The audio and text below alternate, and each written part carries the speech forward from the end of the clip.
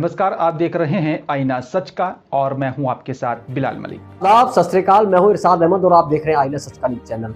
माहौल क्या है, क्योंकि 5 राज्यों में चुनाव है और चुनावी सरगर्मी काफी तेज है और जगह जगह पर जो है चुनावी जो चर्चा है वो घरों से निकलकर चाय की दुकान तक पहुंच चुकी और जहां भी देखो तो चुनाव की ही चर्चा चल रही है।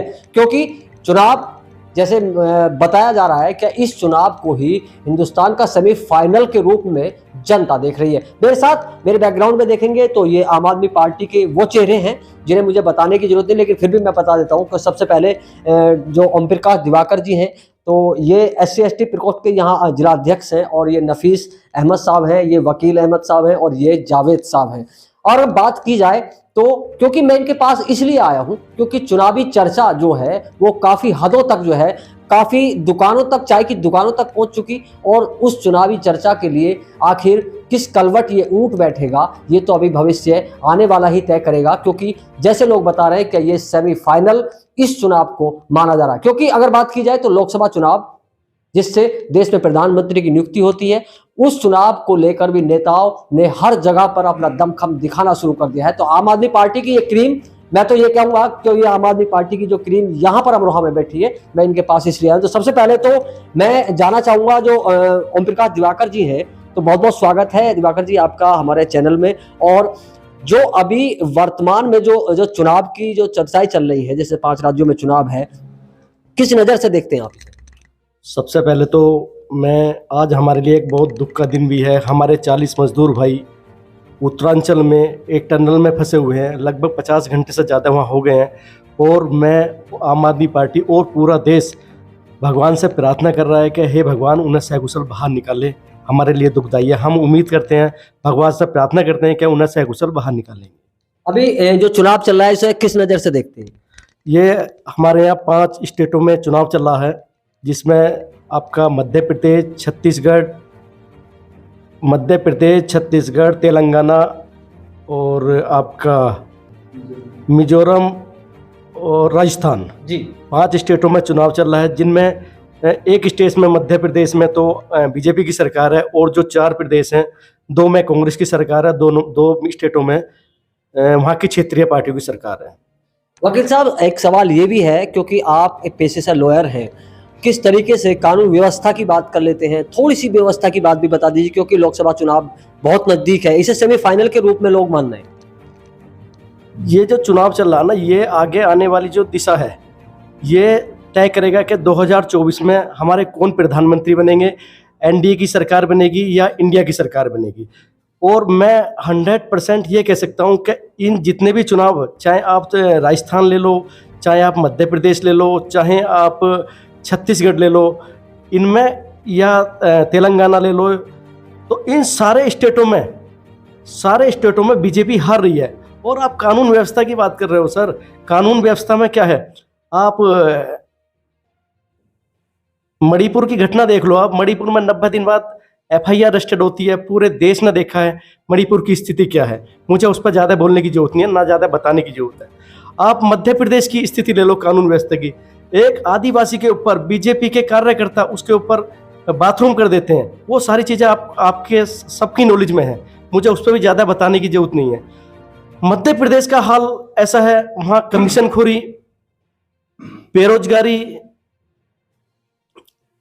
और किसानों की जो स्थिति है, MSP आज तक नहीं दिया, क्योंकि हमारे माननीय केंद्रीय मंत्री नरेंद्र तोमर जी वहाँ से ही आते हैं।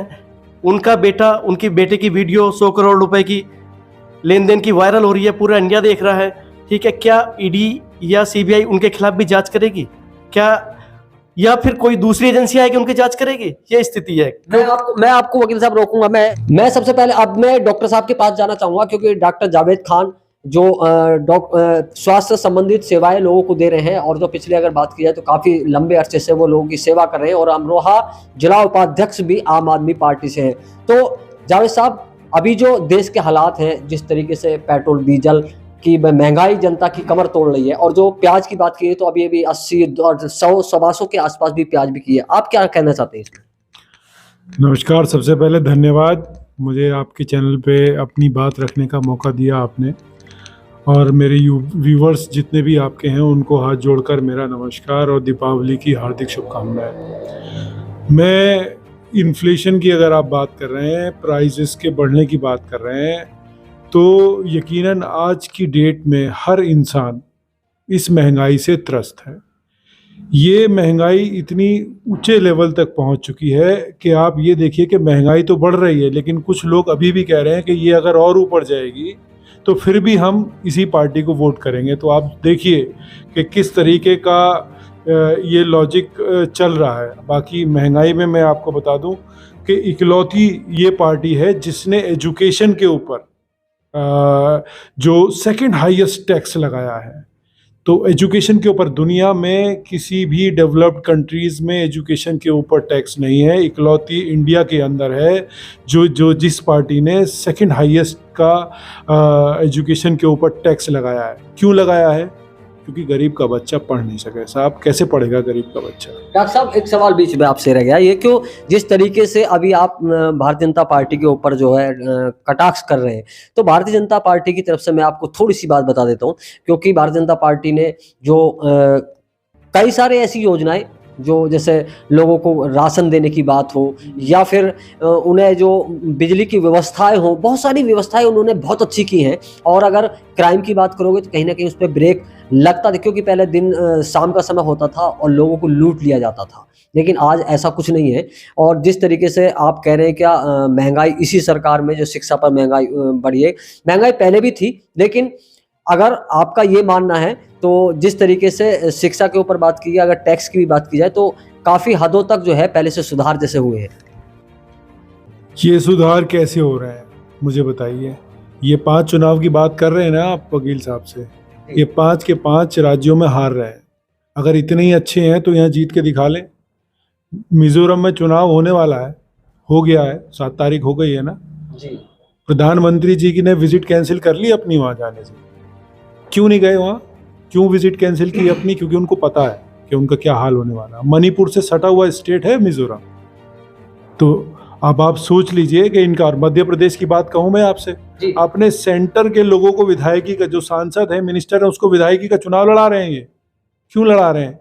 मध्य प्रदेश इकलौता स्टेट है जहाँ इनके हायर लेवल के जितने भी मिनिस्टर्स हैं और जो सांसद हैं वहाँ चुनाव लड़ना नहीं चाह रहे हैं। ये जबरदस्ती उनको टिकट दे रहे हैं। तो क्या लगता है आपको वहां पर जो भारतीय जनता पार्टी जो है हार रही है?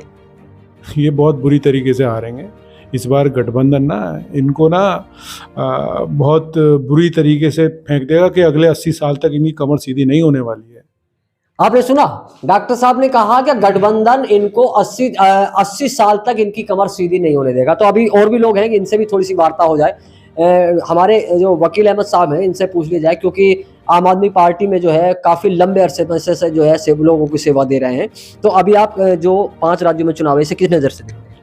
देखिए, भाजपा इसमें हार रही है पूरी तरीके से। कि भाजपा के काम आप देख ही रहे हो किस तरीके से काम है। किसी को बंद कर देती है, किसी के कुछ वो कर लेती है। ईडी और सीबीआई किस तरीके से चला रही है भाजपा। तो इससे पता चलता जा रहा है कि भाजपा जो है डर रही है और इस बार जो है आम आदमी पार्टी की सरकार बनेगी वहाँ पर भी। आपकी पार्टी के ऊपर लगातार जो कार्रवाई हो रही है?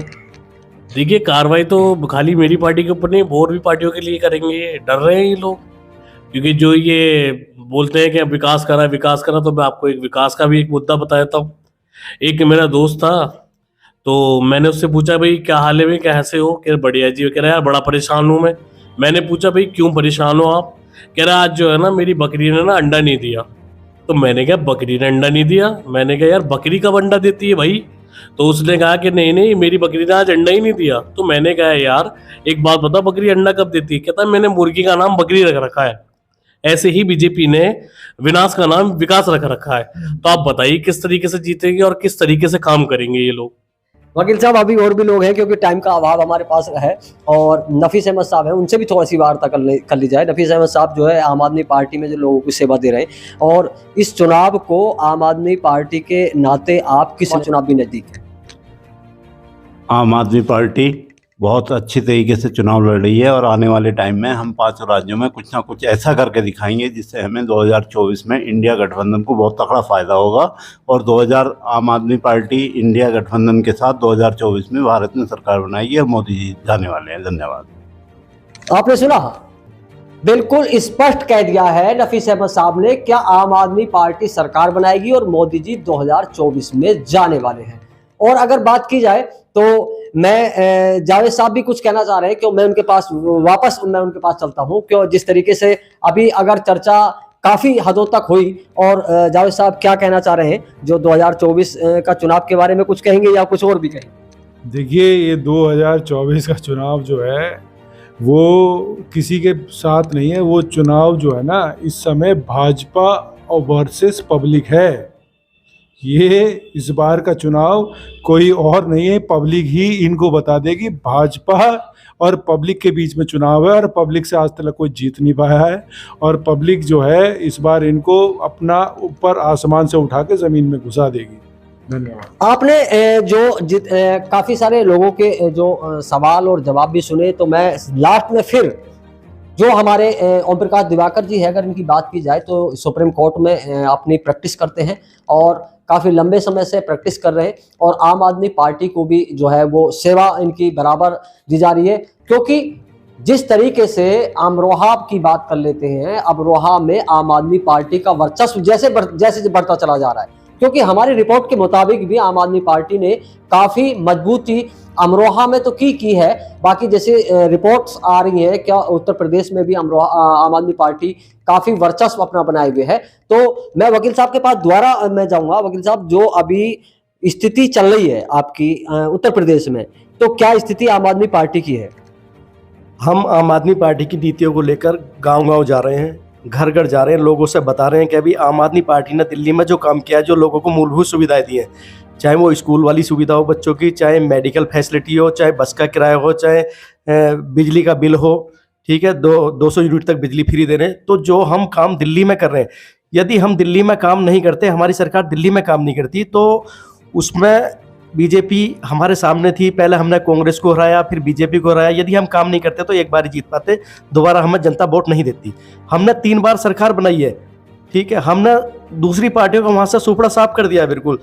तो हम जब वहाँ काम कर रहे हैं, तभी तो हम यूपी में भी, यूपी से अलग स्टेट जो है उनमें भी जाएंगे, और आम आदमी पार्टी की नीतियों को लेकर हम घर घर जाएंगे, गाँव गाँव जाएंगे, लोगों को बताएंगे कि भाई जो फैसिलिटी हम वहाँ दे रहे हैं, ठीक है, वो फैसिलिटी आपको भी देंगे। इसलिए हम कोशिश ये कर रहे हैं कि जितने भी ज़्यादा से ज़्यादा लोग जुड़ सकें, आम आदमी पार्टी की नीति गांव तक, घर घर तक पहुंच जाए। क्योंकि आज हमारे पास यहाँ संगठन की कमी है हमारे पास, और हम अपना संगठन तैयार कर रहे हैं धीरे धीरे। किसी भी काम में टाइम तो लगता है, लेकिन हमारा संगठन तैयार हो जाएगा और आने वाले टाइम में हम कुछ ना कुछ अच्छा करके दिखाएंगे।